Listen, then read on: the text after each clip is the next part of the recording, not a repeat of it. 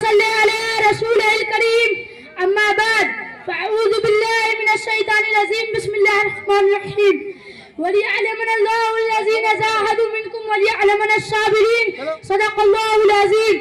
لائق احترام سامعین اکرام، معزز مہمان اعظام، پردہ نشین خواتین، ہماری ماں اور بہنیں، آج میں آپ لوگوں کے سامنے یوم جمہوریہ کے موضوع پر بیان کرنا چاہتا ہوں.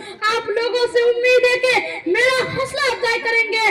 محترم ساتھیوں، جشن کا یہ دن ہندوستانیوں کو یوں ہی نہیں ملا، اس کے لیے بڑی سی بڑی قربانیاں دینی پڑی، لاکھوں جان کے نذرانے پیش کرنے پڑے ہیں، تب جا کر 26 جنوری کو جشن منانے کا یہ ذریعہ موقع ہندوستانیوں کو نصیب ہوا ہے. انگریزوں کا پہلا قافلہ 1601 میں دور جہانگیر میں ہندوستان آیا. اس حساب سے ہندوستان سے انگریزوں کا انخلا 1947 میں 346 سال بعد ہوا. اس دوران ظلموں پر بریت کی ایک طویل داستان لکھی گئی.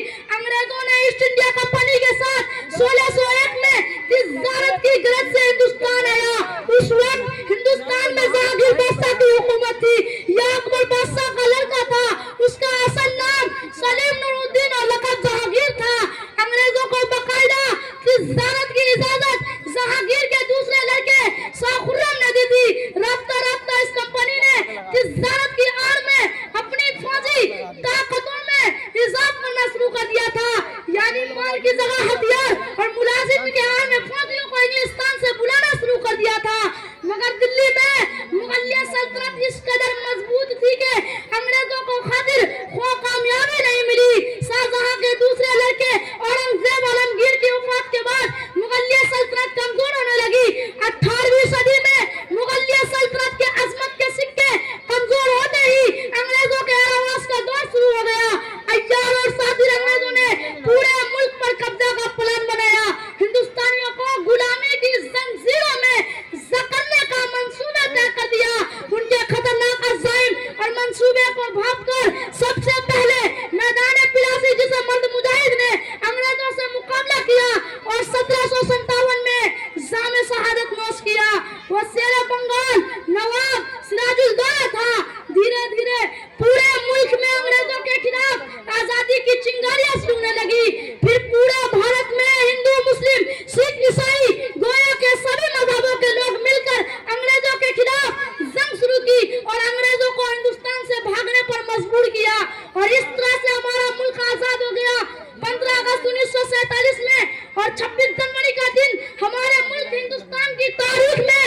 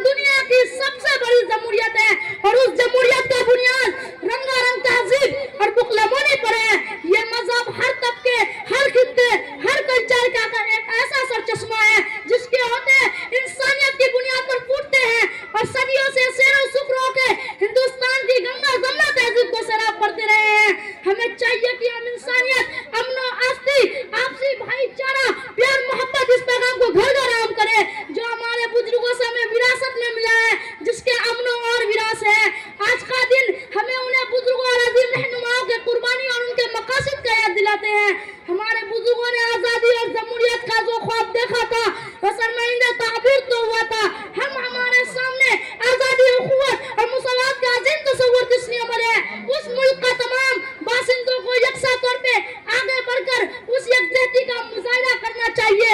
اس موقع پر ہمیں یہ نہیں بھولنا چاہیے کہ ہمارا ملک آج گونا گو مسائل سے دوچار.